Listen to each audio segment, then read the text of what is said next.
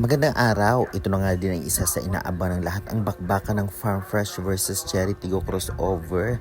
Ngayon yan sa Mall of Asia Arena ngayong November 20, 2025. At ito ang last day nga ng prelim number 2 sa PBR Force Conference 2025. Ngunit non-bearing ang game na ito dahil alam naman natin ang Cherry Tigo ay ligwak na at hindi pasok ng quarterfinals kahit manalo sila.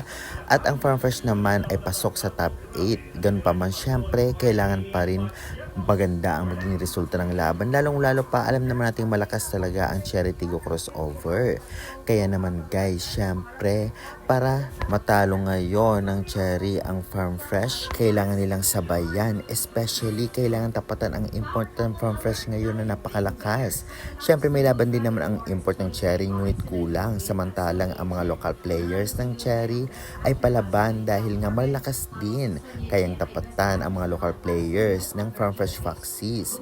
Grabe talaga kasi ang nadagdag sa Farm Fresh, especially grabe maglaro ang setter nilang si Hardy. Hindi lamang sa settings kundi sa depensa at opensa, maaasahan din ang setter na ito.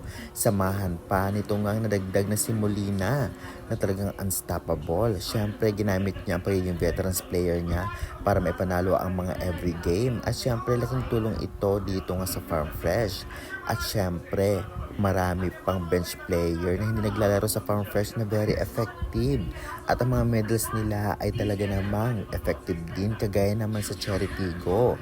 Kaya naman syempre, kinakailangan ng blockings ng Cherry para naman sa opensa ng Farm Fresh Foxies. Okay naman ang depensa ng Cherry Tigo dahil andyan si Jennifer Nierba.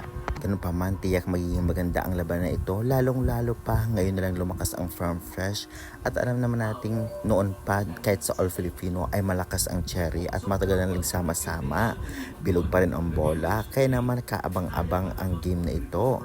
Kaya guys, sa tingin ninyo, kayanin kaya ng Cherry Tigo ang Farm Fresh Foxes ngayon kahit napakalakas dahil sa galing ng import nila at mga nadagdag na players? Kung ganun pa man, ay i-comment nyo na yan at huwag kalimutan mag-like and subscribe for more Philippines volleyball updates.